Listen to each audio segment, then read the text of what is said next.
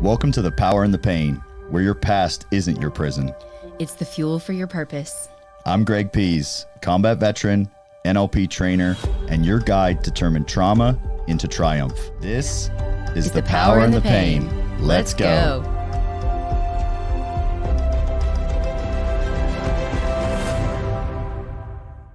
Welcome back to The Power and the Pain. We're bringing you more information on how to transform trauma into triumph. Listen, if we have, those of us that have experienced trauma in the past, a lot of us adverse experiences. When I use the word trauma or the label trauma, we can get into all words I'm going to suggest, but most words are very subjective in nature. So how adverse was it for trauma? It really is all relative. And so if you have something that still haunts you, that still plays a negative loop, that's where I'm using that label trauma and overcoming. And for those of us that have had trauma in the past, we are going to have a heightened fear. Now, fear is a universal emotion. I believe we've talked about this in the past. And as a universal emotion, fear is an emotion that every human being will experience at least once, some point during their life beyond their control. So beyond what they're capable of control, fear will take place, all right? And fear is a beautiful thing. I've talked about it in the past as our highly trained, loyal guard dog. So beautiful thing. It's what keeps us safe. It's our instincts. It's in our neurology. It's in our genealogy. And when we have traumatic experiences, we have evidence that we should be fearful. And so we don't realize it. We're like so unconscious to it, especially if we've never had this conversation before. But because we experienced trauma in the past, we think that everyone's like this. We actually have more fear present than someone who has experienced less trauma. What is less trauma? All relative, reminder. So all relative. So less said by them. The more trauma we experience, the more our fear alert increases. Inside of us, unconsciously, our neurology says, oh my gosh, like before anything happens, our neurology says, hey, the environment's dangerous. We got to keep alert. Hey, what about that thing? And for some people, like their fear alarm goes off and then they have protection, safety, love, empowerment, encouragement. They are modeled courage. So as they evolve and grow in that level, they start realizing most of the time when fear comes up, this is something that I can conquer. Their fear alarm actually desensitizes. Their fear alarm says, hey, these little things, they took care of it so many times. I don't even think we have to alert them of that. I don't think there's anything to be afraid of there. No one loses fear. We don't lose fear. You see, when I say desensitizes, their fear alert looks for like really big things that they'll say, hey, we really got to be afraid about this. But all the little things, their fear alarm, their dog desensitizes. Oh, that's every time a squirrel comes by, it's okay. So I'm not going to bark about the squirrels anymore.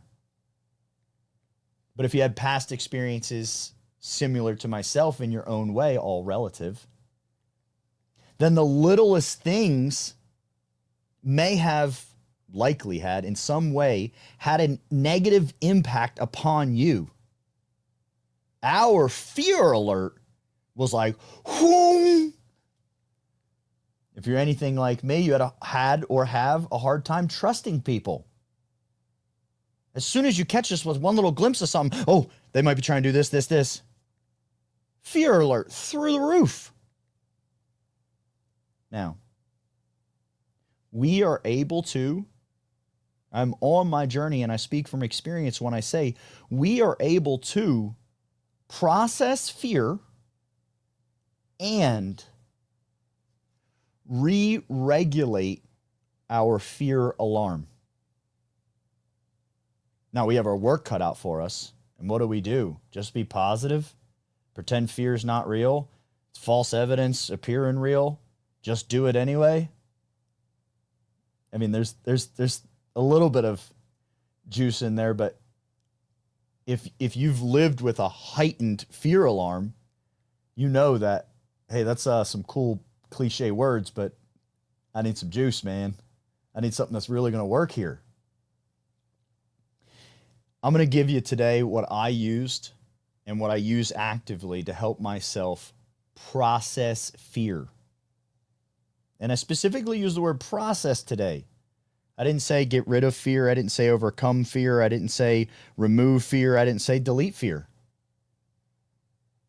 I don't think we should do any of those things. However, fear will come up. Remember in the beginning, it's a universal emotion.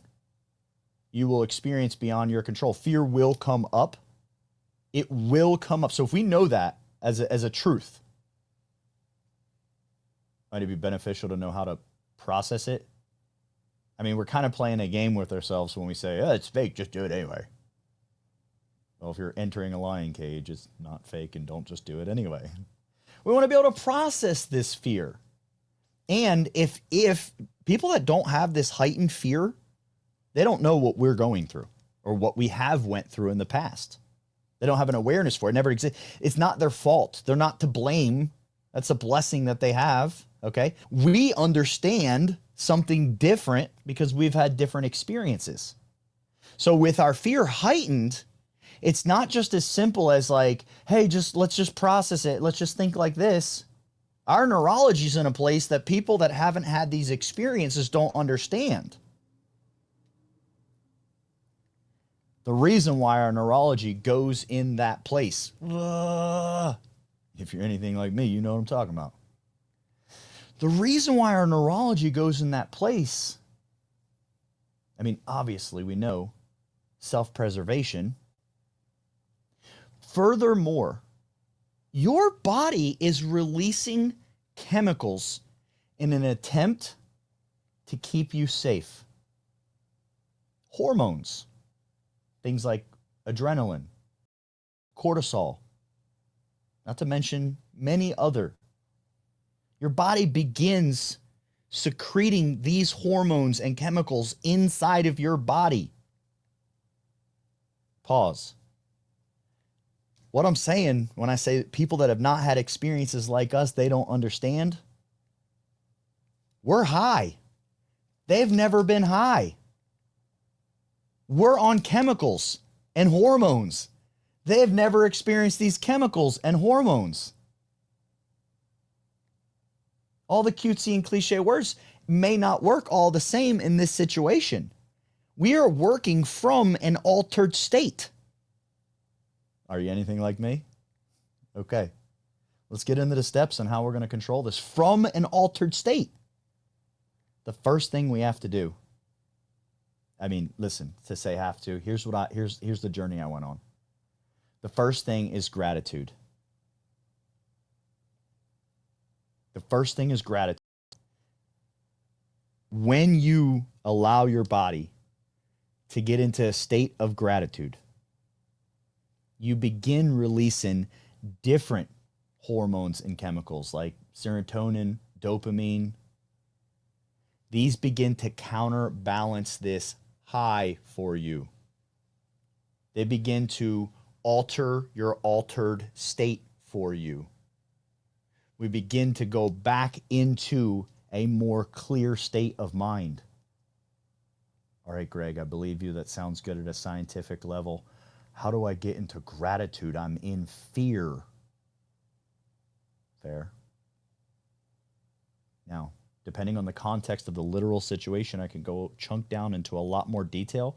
But from an abstract level, your most expensive, most highly trained guard dog just alerted you. Are you willing to have gratitude for that? Like fear comes over. Thank you, thank you, thank you, thank you, thank you, thank you. Like I know I'm safe. Thank you for alerting me. Like I don't know what your connection is with higher power, spirituality, and if nothing else, yourself, your neurology. Just alerted you. Thank you, thank you, thank you, thank you, thank you. I'm going to check this out. Thank you. Thank you. Because of this, I know I'm safe. Thank you. This is what I do. These are the words I say to myself. I will repeat thank you as many times as I need to and like submit myself into gratitude. I am safe right now. Right now I'm safe. Like thank you, thank you, thank you, thank you. Like if I'm in a room full of people and I feel unsafe, I'll immediately go into thank you. Listen, you might be thinking, what? Thank you, what? You're in a room that's unsafe. How did I know I was in a room that was unsafe? I am safe in that moment. Thank you. I'm so thankful. Now I have the ability to take action, to be at cause for myself, and I can leave this room while I'm safe because I was alerted that I don't feel safe in this room. Thank you. I know it sounds a bit counterintuitive. Try it as an experiment. Fear equals thank you. Fear equals thank you. Thank you every time. Thank you, thank you, thank you, thank you, thank you, thank you. Gratitude. You're safe. You're aware. You're conscious. You have responsibility. You have agency of autonomy. You can make any decision moving forward from this very moment. Now, once we get into a state of gratitude, I didn't say fear was fake. It's not. It's not. I love everyone. It's a bunch of bullshit. Fear's not fake. It might not need attention, and it might need attention. It might not need attention, and it might need attention. We just can't definitively call it fake or definitively call it real. All we know is our guard dog alerted us. Is it a burglar or a squirrel? Okay. Once I've begun to get back into a calm state of mind, I've begun to resettle my neurology. Now, the very next thing I have to do is evaluate this situation, evaluate what is going on. If my guard dog alerted me, this evaluation would look like me going to check outside. But in life, I'm going to start evaluating what in this room makes me feel unsafe. You can lie to whoever you want. Don't lie to yourself. What in this room makes me feel unsafe? You're going to get the answer. Oh shit, that person over there looks like my uncle and they act just like him, and I hated my uncle. He was so mean. How old was I when I interacted with my uncle? How old am I now? What did I know then? Was I able to protect myself then? Am I able to protect myself now? Does this rub me wrong enough to want to leave anyway? Now that I'm aware that he has a personality trait and a character type similar to my uncle, and I know I'm able to keep myself safe, does it matter to me? Is it okay to stay? I didn't say what the answer is. I didn't say that you should stay just because you were safe. You can leave anyway. Remember, you have autonomy and agency in this situation. I just said evaluate. I'm just saying evaluate, get raw for a second.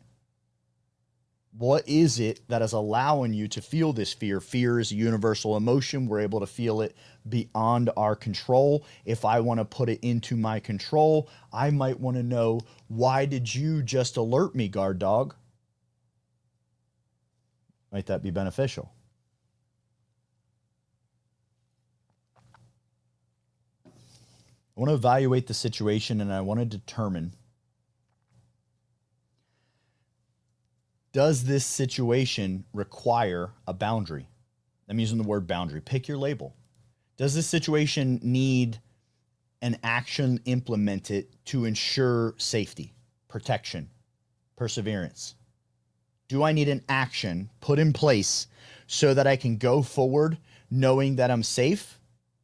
Or in my evaluation, did I find out that this was a squirrel And there's no action I need to take. I don't have to open the door and say, hey, squirrel, get off my lawn. I'm pretty safe if he stays on the lawn. However, if it was a burglar, I wouldn't look out and treat it like a squirrel and say, he's just some guy looking around. So in this evaluation process, I want to look at it very logically. I just want to see what it is. Now, if I'm going to look at it logically, because I just want to see what it is. I'm not trying to see why it is. I'm not trying to see how it is. I want to see this as objectively as possible. I just want facts. Because of this, what you can do to ensure you are looking at this objectively and logically is evaluate your situation as if you were someone else. Who is someone you look up to?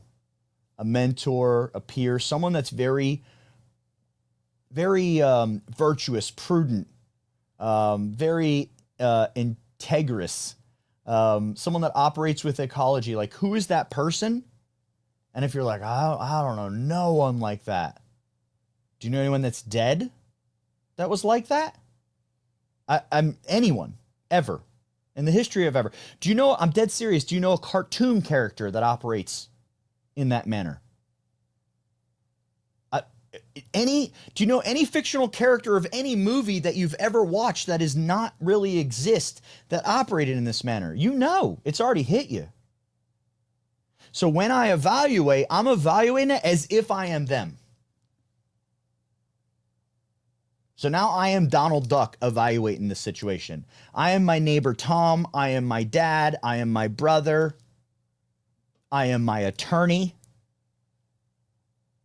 And I am evaluating the situation. Whatever information they need, they, attorney, dad, Bob, neighbor, Socrates, whoever the evaluation point is, they can access all the information they need to evaluate your situation right through your eyes. So if I was, let's say, if I was evaluating my business as if I was Elon Musk. Now, by the way, if you don't know something, the reason why I asked you to pick someone that has these characteristic traits, by the way, you can pick whatever ones are important to you. How would you know that they have those characteristic traits? Now, okay, you don't know them intimately well, but you must have had enough exposures with that person that you said that person is blank, blank, blank, these characteristic traits. So by the way, if you don't have enough exposures, this doesn't work the same. So if I was to evaluate my business as if I was Elon Musk, I would look at it and I would start asking very weird questions about my business because I'm thinking like, well, what would he say right now?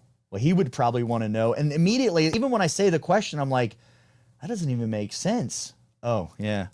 It doesn't make sense how he runs his business to me. Oh, yeah. Of course, it doesn't make sense. If we were living that way, we wouldn't need to be going through this process. So we're going to evaluate the situation. Who in our life, listen, like I said, it could be a cartoon character, it could be someone you read in a book, a character in a book you read. Someone you know, someone from past times. Like, how did they handle situations with fear, in which you also would like to handle situations with fear? Now, as a little reminder, fear came on for those of us that have had traumatic experiences in our past. Fear came on. Our guard dog went absolutely batshit crazy because of the hormones being released. We go into gratitude for safety in the alarm system. We get things restabilized into a calm state. It's time to evaluate the situation as if I was this person that I would look up to in these characteristic traits. What would they say about this situation right now? If we're being honest with ourselves, they might say, hey, it was time to get out of the room 5 minutes ago. Get your shit and get out. Or they might say, bro, check the ego. Quit being so fucking fragile. Button up your shirt. Shoulders back, chin up, smile, get back in the room. once we go through and evaluate, we want to do this from that detached state. We're getting in that detached state by viewing, evaluating our situation as if we were someone that we would look up to in how they handle situations with fear. Once the evaluation is done, we have one of two options. One, I need a action. I need to take action in some kind of way. Now, when I say take action, it doesn't even just have to be, it doesn't have to be physical. It could be mental, emotional action, okay? Something needs to be done so that as I move forward from this point in time, I know that I'll be safe. Option one. Or option two. Man, that triggered me from something from childhood. I appreciate getting to evaluate it because every time moving forward, I now know I'm safe with that thing. I'm ready to go. Now, if you did that, how much stuff would you overcome that you've allowed yourself to be held back by in the past? Let's talk about the boundary.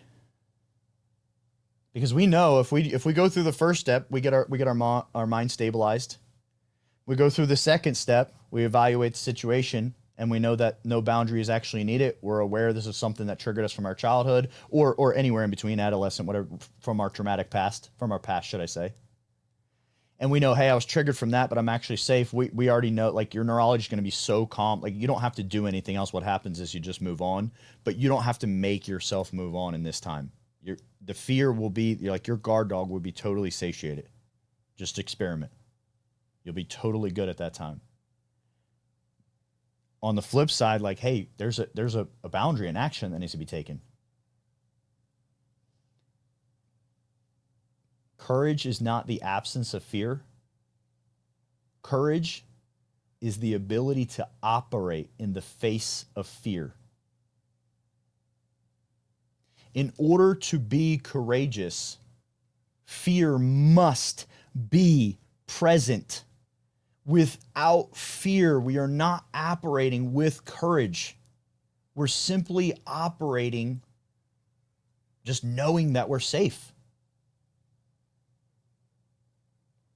If it boils down to a realization of an action that needs to be taken, a boundary that needs to be set, face fear. I'll share more on facing fear and a little bit more of a deductive process in one of our future episodes. See right here today, this was processing fear. We didn't even really facing it is next, because processing it, we might find out that we're all good. We don't have to face anything. There's nothing to fight. Or we may find out, oh, there's a reason for that fear. Now I have to face it because I have to take action, and odds are you're afraid to take that action. That's why the fear came in the first place. The fear came in the first place because you don't have this boundary. You don't have this boundary because you're afraid to set this boundary. That's when we get to face fear. And facing fear is really your ability to operate in the face of fear when it comes time to take that action. Like I said, and in a future episode, I'm going to dive into that a little bit more deeper. When it comes time for you to implement a boundary, you have to, again, detach.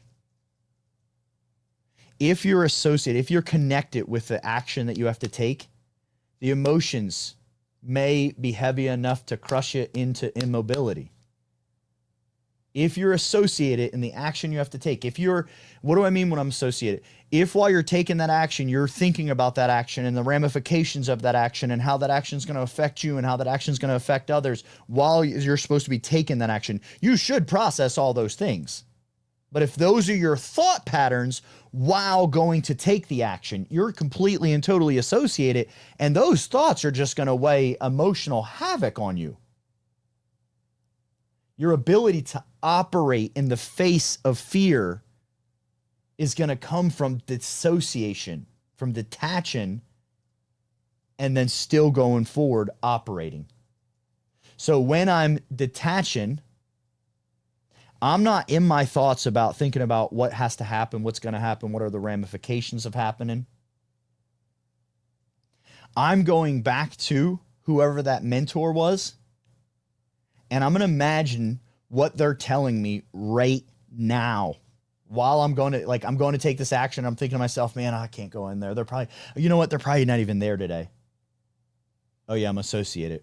What would da-da-da say? We would say they may or may not be there. You haven't went and checked yet. Fuck. All right. You see, I'm getting the answer because I'm not associated. I'm not in my own thoughts. I'm going outside of my thoughts. How do I get outside of my thoughts? I place myself as if I was in someone else's thoughts. All right. Bringing this into a closure. If you've had traumatic experiences in the past, you may or may not have been aware. It's a great chance that you weren't aware. The way you experience fear is not the way everyone is experiencing fear. They're not wrong. The people that are experiencing less than you, like, that's a blessing for them. They didn't do anything wrong. They didn't make you experience more fear. They didn't cheat to get less fear. But I just want you to know, like, that's not the baseline. We heal. We get better. These people don't know. They, like, when I say these people, you know, the normies. if people don't have this, they have no awareness of it. So their only assumption can be, well, yeah, we experience fear like you experience fear, but it's not actually true. So first of all, just so you know, you are above. And then also, we do heal. We heal. Fear equals thank you. What would da-da-da say about this situation? I'm safe. I'm ready to move forward. I know I am. I feel it. Oh, shit. I've been living my life without this boundary. Gratitude. I'm so glad I realized this. I'm never going to have to worry about this again. Take action. All right. I appreciate getting to everyone that's been following along on this journey, listening in and getting to share this information with you. It's near and dear to my heart. This is the journey that I've been on. I'm not 100% sure what the book says on everything. I'm sharing with you through my experiences. And I know fear was something that was very, very, very heavy for me once upon a time. And I know that fear is no longer as heavy as it used to be. I know that we heal. I know that progress can be made. And I know that it's more than just saying, do it anyway. Because I know what it's like to carry that weight, just like a lot of you carrying that weight. Take this process and go out and treat life like an experiment. Try it out and just keep taking the next step. I'll see you guys in the next episode. If this hit you deep, trust that. Your pain has power and your story isn't over. Follow, share, and send this to someone who you think might benefit. I'm Greg, and this was The Power in the Pain. Keep stepping into your power.